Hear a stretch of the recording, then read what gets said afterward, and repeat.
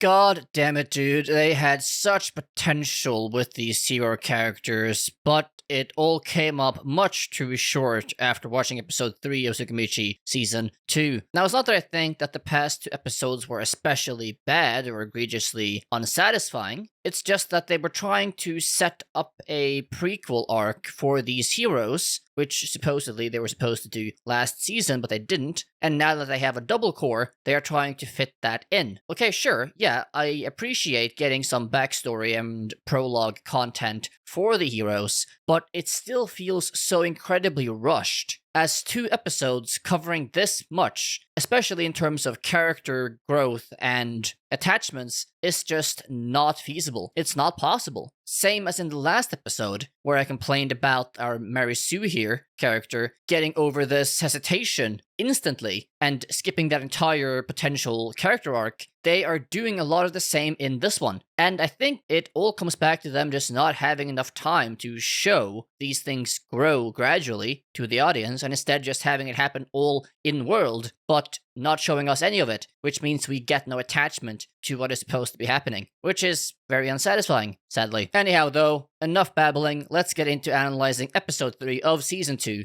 of Tsukimichi. Firstly, I want to talk a bit about the male hero, Tomoki, I think his name is. Now, I do feel like they have some potential with his character, with the different things they set up last episode and what they're continuing to set up in this episode. First of all, though, I have to question, since the queen, which I thought was the princess last episode, maybe I was wrong, but the queen of the Gritone Empire is sleeping with Tomoki, right? And she's doing it to control him or make him attached to the kingdom, I suppose, or something along those lines, using him for her own purposes in some way and form. But she mentions that as he is about to meet the female hero in this episode, maybe he will be smitten by her, right? But then Tomoki says that no, he has enough with her, the queen, and the other girls in his party, which makes me question, okay, does that mean you're also sleeping with all the girls in your party because of his human magical mystery eye magic thing? Because if he is, that sounds like an interesting setup. As I mentioned last week as well, I do still wonder, when it comes to Tomoki and his party, how much of the party is actually built, let's say, on real trust and devotion, dedication, loyalty, and how much of it is just built on Tomoki and his magical eye bewitching these females in his party. Like, are they still bewitched? Are they not?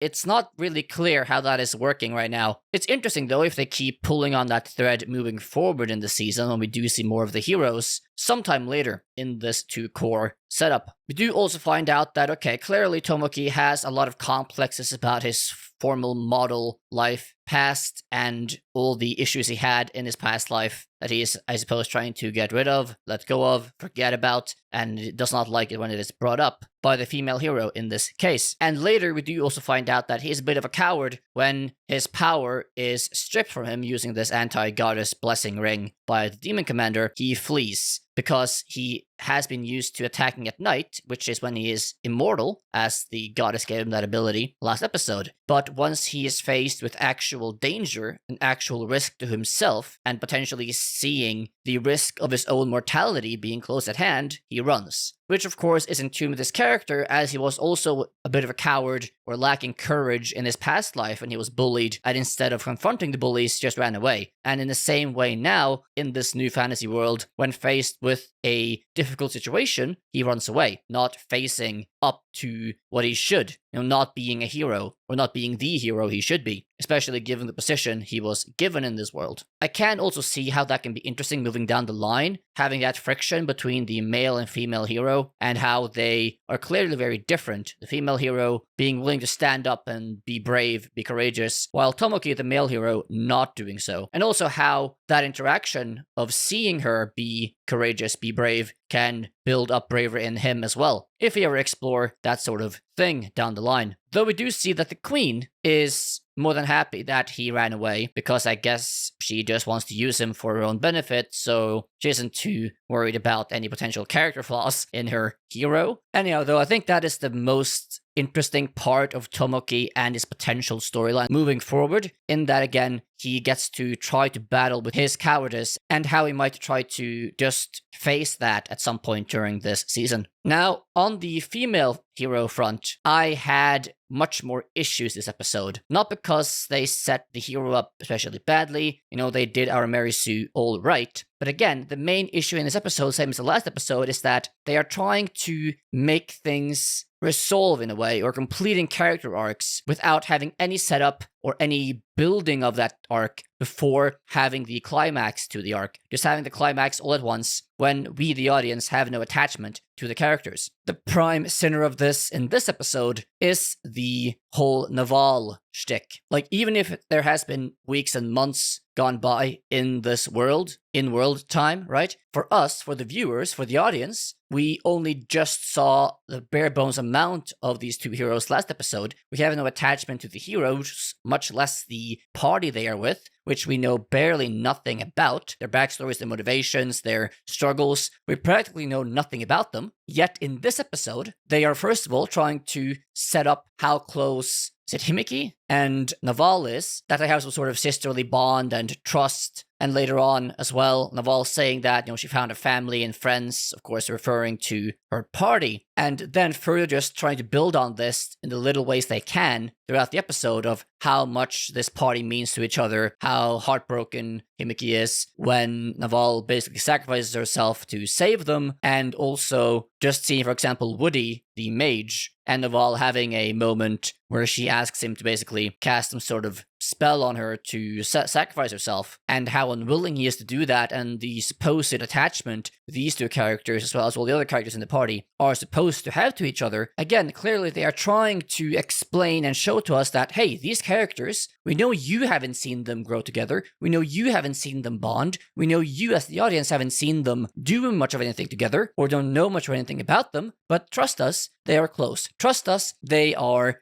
really familial and trusting and loyal to each other. Trust us on that, okay? But again, the issue with this all comes down to, okay, sure, I see that you're trying to give Naval a very nice end, to give her, let's say, a really courageous and emotional and badass moment where she sacrifices herself for her comrades. That's all well and good, but you can't really do this and expect it to have any meaning or emotional response from the audience, or have the audience feel any emotional attachment to Naval or any of the other characters, because we don't know them. Like, there is only so much I can care about a character I barely got introduced to last week that we know nothing about, and how little familiarity we feel with any of these characters. Like, even if Naval is fighting, giving up her life to save her comrades, and no matter how much they try to make it seem like and convince us, the audience, that, yeah, trust us, these people, this party, they really are distraught by this. Since they haven't shown us how they have gotten close, or they haven't gotten us familiarized with Naval, or gotten us attached to her character at all, for the audience, it just feels like nothing. We just don't get attached, right? And that means that her self-sacrifice is way less impactful than it should be. If this was given proper time, let's say 2, 3, 4 episodes, and yes, again, I know they can't spend that amount of time on characters like that, but when they are trying to build